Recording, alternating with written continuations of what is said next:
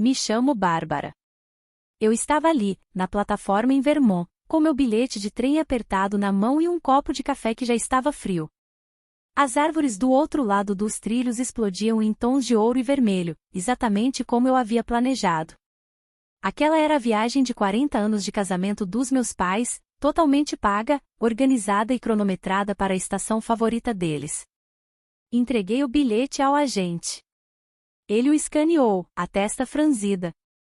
Este já foi verificado, disse ele. Eu pisquei.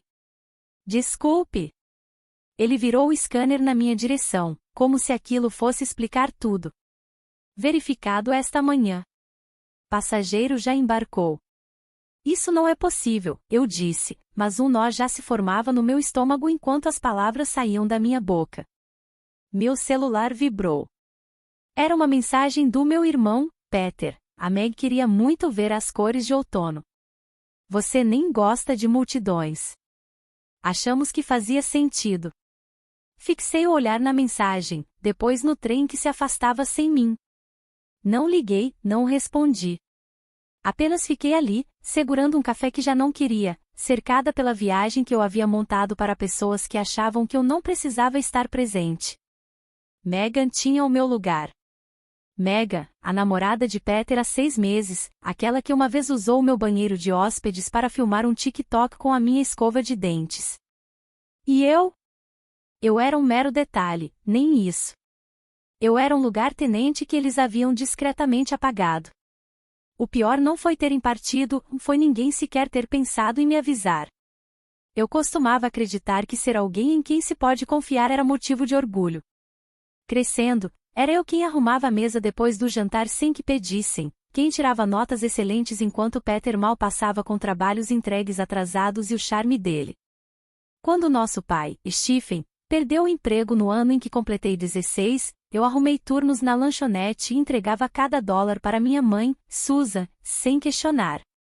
Ela me chamava de minha rocha, e eu vestia esse título como um distintivo. Peter, por outro lado, era o caçula, aquele que eles sempre diziam que só precisava de mais tempo. Ele bateu o carro 2 vezes antes de fazer 20 e nunca pagou pelos reparos. Mas quando ele tirou um sem microeconomia, mamãe chorou lágrimas de orgulho. Ele está se esforçando tanto, dizia ela. Quando Peter entrou na faculdade comunitária, eu paguei os livros. Quando ele desistiu, eu o ajudei a encontrar um emprego. E quando ele o perdeu um mês depois, eu assinei o aluguel e fiz os pagamentos quando ele não o fazia. Ele se mudou para o meu quarto de hóspedes e saiu dele mais vezes do que posso contar, sempre com alguma desculpa nova. Megan era apenas a versão mais recente da vida dele às custas de outra pessoa. Eu nunca reclamei em voz alta. Eu ganhava bem como analista de sistemas. Dizia a mim mesma que estava ajudando. Era isso que filhas boas faziam. Além disso, se eu não desse um passo à frente, quem daria? Mamãe nunca me pediu diretamente para pagar as contas. Ela tinha um jeito diferente de chegar lá. Seu irmão está dando o melhor de si, querida. É difícil lá fora para os jovens. Você tem sorte de ter uma carreira estável. Nem todo mundo tem o seu senso de responsabilidade. Não acho que ela sequer me agradeceu. Não de verdade. Mas ela sempre deixou claro que esperava. E quando eu dava, nunca era enquadrado como um presente. Era apenas o que eu fazia. Quem eu era, confiável, forte, capaz. E, ao longo dos anos, tornou-se mais fácil ser essa pessoa do que perguntar por que ninguém mais era. Eu não planejei a viagem de aniversário para provar nada. Planejei porque eles me disseram uma vez que haviam passado a lua de mel perto de Berkshire, porque mamãe ficava radiante quando o outono chegava, porque papai ainda guardava a velha Polaroid daquela viagem na gaveta da comoda. Achei que, talvez, se eu lhes desse algo bonito, eles finalmente me viriam, não apenas o que eu podia oferecer. Mas, olhando para trás agora, percebo que eles viram exatamente o que sempre viram, não uma filha, mas uma solução. Começou como uma ideia em um post-it amarelo, Berkshire, outubro. Eu rabisquei na margem do meu planner de trabalho depois que mamãe mencionou durante o café como ela e papai haviam passado a lua de mel em uma pequena pousada perto de Lenox, com pisos que rangiam e xarope de bordo na janela. Naquela tarde, comecei a pesquisar passeios para ver as folhagens de outono. Em uma semana, eu tinha tudo reservado: passagens de trem panorâmicas pela Nova Inglaterra, uma estadia de 2 noites em uma pousada histórica com vista para os vinhedos, uma reserva para um jantar particular no mesmo restaurante que eles visitaram há 40 anos. Eu até fiz um upgrade nos quartos para que tivessem uma lareira. Assim como antes, escrevi no cartão do itinerário que planejava presenteá-los. Não precisava de nada extravagante para mim. Reservei um quarto pequeno em um motel de beira de estrada e viajei de trem na classe econômica. A viagem toda saiu por pouco menos de $9.000. Isso incluía tudo: transporte, refeições, atividades, até um buquê de ásteres frescos e solidago para o jantar de aniversário. Usei dias de folga para encaixar entre 2 grandes prazos de clientes e reorganizei meu calendário pelas 6 semanas seguintes para não perder nada no trabalho. Peter não fazia parte do plano. Não originalmente. Mamãe disse que ele poderia estar muito ocupado com alguma coisa freelance, o que geralmente significava não fazer nada no apartamento enquanto Megan praticava danças do TikTok ao fundo. Não insisti. Na verdade, eu havia imaginado isso como uma viagem tranquila, um momento para eles respirarem, para eu talvez não impressioná-los, mas para lembrá-los de que eu estava ali, que eu ainda me importava. Não era sobre provar meu valor. Eu havia parado de buscar isso anos atrás. Mas uma parte de mim esperava que talvez essa fosse a coisa que ficaria, uma memória sobre a qual falariam no dia de ação de graças, uma foto que eles emoldurariam e me enviariam uma cópia, uma pequena rachadura na parede entre nós. Nunca foi sobre a viagem de trem ou hotel. Foi sobre a mesa que preparei, o esforço que dediquei, a esperança que eu ainda estupidamente carregava. E, de alguma forma, ainda não foi o suficiente para conseguir um assento. Uma semana antes da viagem, recebi uma mensagem da mamãe. A Meg disse que o conteúdo de outono dela ficaria incrível lá em cima. Peter acha que seria divertido se os adicionássemos. Tudo bem? Não havia menção de onde eles ficariam, como chegariam ou quem pagaria. Apenas a suposição de que eu resolveria. Fiquei olhando a mensagem por um tempo antes de responder. Se os quartos ainda puderem ser ajustados, vou tentar. Foi tudo o que eu disse. Não porque eu estivesse chateada ainda, mas porque eu sabia como esse jogo funcionava. Cada pedido vinha envolto em gentilezas, enquadrado como algo espontâneo. E, de alguma forma, sempre se tornava minha responsabilidade resolver. Verifiquei o site de reservas naquela noite. A pousada estava quase cheia. Consegui outro quarto nas proximidades, pequeno e caro. Mesmo assim, reservei. Então, enviei um e-mail para a companhia de trem para confirmar os assentos. Nosso vagão podia acomodar 4. Mais do que isso exigiria a mudança para um vagão diferente. Pedi que mantivessem nossa reserva original. Não recebi mais notícias da mamãe. Nem sobre logística, nem sobre nada. O chat do grupo ficou em silêncio. Poucos dias depois, vi Megan postar uma história no Instagram, um par de botas de couro marrom e uma legenda: mal posso esperar pelas aventuras de outono. As botas estavam no chão da minha sala de estar. Ela não tinha pedido permissão antes de tirar a foto. Algo dentro de mim se contraiu. Mas eu deixei passar, porque era isso que eu fazia.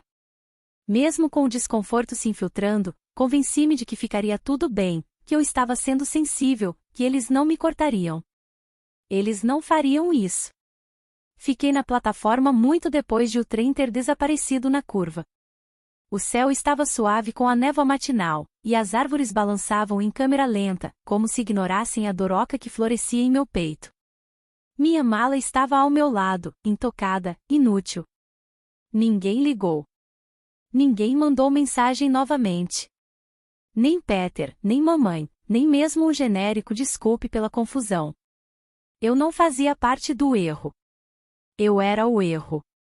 E Megan, Ela conseguiu a vista panorâmica, a experiência curada, o assento que eu segurei por meses enquanto montava um itinerário que eles nunca pediram, mas aceitaram felizmente.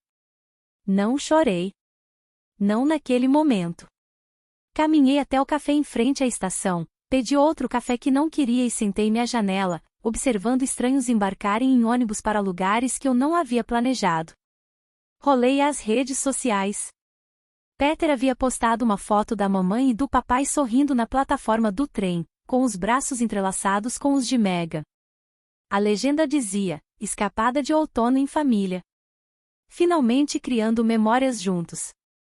A palavra me atingiu mais forte do que eu esperava, como se me excluísse de propósito, como se eles finalmente tivessem alcançado uma versão perfeita de si mesmos agora que eu me fora. Não comentei. Não curti a foto. Apenas bloqueei meu telefone e olhei para a mesa, traçando os arranhões na madeira como se pudessem oferecer respostas. Eles não me esqueceram. Eles fizeram uma escolha, e eu precisava fazer uma também. Não voltei para casa. Em vez disso, aluguei um carro e dirigi para o norte. Sem plano, sem GPS, apenas uma vaga lembrança de uma cidade tranquila pela qual eu havia passado em uma viagem de trabalho solo. Chamava-se Brattleboro. Pequena, aninhada nas dobras de Vermont, o tipo de lugar onde ninguém fazia perguntas e o ar cheirava a pinho. Encontrei uma pousada de beira de estrada com vaga e lareira, e fiz o check-in sem desfazer as malas. O quarto tinha uma janela que dava para um caminho de cascalho ladeado por bordos açucareiros. Sentei-me ali naquela noite com um cobertor no colo e uma xícara de camomila que não terminei. Por 2 dias, não olhei meu telefone. Não respondi às poucas mensagens que chegavam. Nada da mamãe, apenas uma mensagem em grupo de Peter perguntando se eu tinha me confundido com o horário do trem. Nenhuma desculpa, apenas uma piada sem graça com um encolher de ombros. Eu a deixei no vácuo. Em vez disso, caminhei por pomares que perdiam suas últimas folhas vermelhas, por antiquários que vendiam coisas que ninguém realmente precisava. Comprei um cartão postal, mas não escrevi nada nele. Pensei em enviá-lo para mim mesma, depois o dobrei em um livro e esqueci que estava ali. Deixei o silêncio se instalar em mim como algo conquistado. Pela primeira vez em anos, não precisei explicar meu silêncio ou abrir espaço para a bagunça de outra pessoa. Não precisei ajustar meu tom, minimizar minha dor ou dizer a mim mesma que estava sendo dramática. Eu estava sozinha, e não parecia vazio. Parecia honesto. A viagem que eu havia planejado se foi.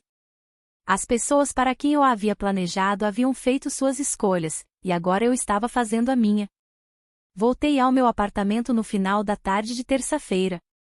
O céu estava baixo e cinzento, o tipo de nublado silencioso que fazia a rua inteira parecer prender a respiração. Deixei minha bolsa na porta e não me preocupei em desfazer as malas. Por hábito, abri o Facebook. Mamãe havia postado novamente 2 dúzias de fotos da viagem. Ela havia marcado Peter, Megan e até o restaurante. Não a mim. Havia uma imagem que me parou, a mesa de jantar que eu havia reservado meses atrás. Velas bruxuleando, um buquê de solidago e ásteres no centro. Meu arranjo, minha reserva, minha caligrafia ainda ligeiramente visível nos cartões de lugar. Megan estava sentada onde eu deveria estar. A legenda dizia: grata pelos nossos filhos que tornaram este aniversário tão especial. Não poderíamos ter pedido um fim de semana mais amoroso. Fechei o aplicativo. Na manhã seguinte, recebi um e-mail da conta compartilhada da mamãe com o papai. Assunto: fotos da viagem. Nenhuma mensagem, apenas as imagens anexadas em massa, como se eu fosse uma prima distante que havia perdido uma reunião. Nenhuma sentimos sua falta. Nenhuma onde você estava. Apenas evidências. Prova de que o fim de semana aconteceu sem mim. Foi então que percebi que aquilo não era um engano. Não era um descuido. Era a família que eles haviam escolhido para se apresentar. No dia seguinte, dirigi até a casa. Minha casa. Aquela que comprei há 6 anos com meu nome em todos os documentos e contas. Aquela que eu os havia deixado morar sem pagar aluguel. Eles não estavam em casa. Andei por cada cômodo lentamente. As toalhas de hóspedes que comprei estavam desbotadas. A cozinha cheirava a comida de outra pessoa. O casaco de chuva de Megan pendurado no corrimão.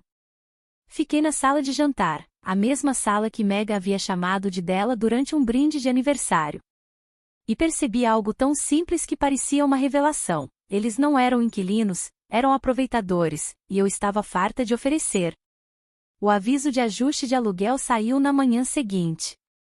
Imprimi 2 cópias, uma para o balcão da cozinha, a outra enviada com aviso de recebimento. Era limpo, profissional, sem linguagem agressiva, apenas números e datas. O aluguel agora a preço de mercado. Utilidades não mais incluídas. Privilégios de hóspedes revogados, a menos que aprovado por escrito. Havia um prazo, o primeiro do mês. Não incluí um bilhete. Não lhes devia um. Naquela tarde, recebi uma ligação da mamãe. Ela não começou com alô, Bárbara. O que é isso? Você está falando sério em nos cobrar aluguel? Não havia vestígio de confusão em sua voz, apenas ofensa. Isso é cruel, ela continuou. Nós somos seus pais. Esperei um segundo antes de responder, então talvez devessem ter me tratado como sua filha. Ela zombou, então, é por causa daquela viagem? Eu não disse nada. Nós não queríamos machucar você, ela acrescentou, suavizando o tom. Apenas aconteceu. Eu podia ouvi-la andando pela sala de estar, o rangido do assoalho velho perto da janela da frente. Seu pai está chateado, ela disse. Mas Stephen não havia ligado, não havia mandado mensagem. Eu não tinha certeza se ele sequer sabia ou se importava. Você poderia ter conversado conosco, ela disse. Eu poderia. Escolhi isso em vez disso. Você tem até o dia 1º, eu disse gentilmente. Depois disso, torna-se legal. Você não está falando sério. Estou. Ela desligou. Por um bom tempo, fiquei na pia da cozinha e olhei para a torneira. Não com raiva, não orgulhosa, apenas firme. A casa não parecia mais minha. Mas também não era deles. Havia sido um presente. Agora, era um limite. O e-mail chegou 3 dias depois, de um escritório de advocacia local que eu não reconhecia. Assunto: intenção de disputar a propriedade. Dentro, havia uma carta escaneada. Meus pais, por meio de seu advogado, estavam afirmando contribuições financeiras de longo prazo e ocupação compartilhada, reivindicando direitos parciais sobre a casa. Sem valores monetários, sem documentos, apenas uma linguagem vaga, destinada a soar formal e intimidante. Encaminhei para meu advogado. Ele ligou em 1 hora. Não há nada aqui, disse ele. Eles não têm base legal. Isso é apenas barulho. Mas não era apenas barulho. Era confirmação. Eles não estavam arrependidos. Estavam retaliando. Peter apareceu na noite seguinte. Parecia que não havia dormido. Seu habitual desleixo despreocupado havia sumido, substituído por uma culpa silenciosa e difusa. A Meg foi embora, disse ele, parado desajeitadamente na soleira da porta. Disse que não se inscreveu para toda essa confusão familiar. Ele não pediu para entrar. Apenas ficou ali, como se a porta fosse se abrir por hábito. Não tenho para onde ir, acrescentou. Você sabe disso, certo? Eu sabia. Mas também sabia o que viria a seguir se eu o deixasse entrar. Não sou sua rede de segurança, eu disse. Ele olhou para os sapatos, depois para cima, os olhos vítreos, mas secos. Eu não queria te machucar, mas ele não disse desculpe. Não de verdade. E eu não disse nada. Papai nunca ligou. Nem depois do aviso de aluguel. Nem depois da carta do advogado. Nem mesmo quando Peter apareceu sem ter para onde ir. Ele não gritou. Não mandou mensagem, não me perguntou por quê. Mas isso não era novidade. Crescendo, o silêncio dele sempre foi o pano de fundo. Quando a mamãe insistia demais, quando o Peter agia mal, quando eu desabava sob o peso de cera constante, ele apenas tomava seu café e desaparecia no cômodo ao lado. Sua neutralidade tinha uma suavidade que a fazia parecer inofensiva, quase gentil. Mas agora eu via claramente, não era gentileza. Era consentimento em silêncio. Ele havia deixado tudo acontecer, em cada pedido, cada suposição, cada vez que eles tiravam algo de mim sem agradecimento ou pausa.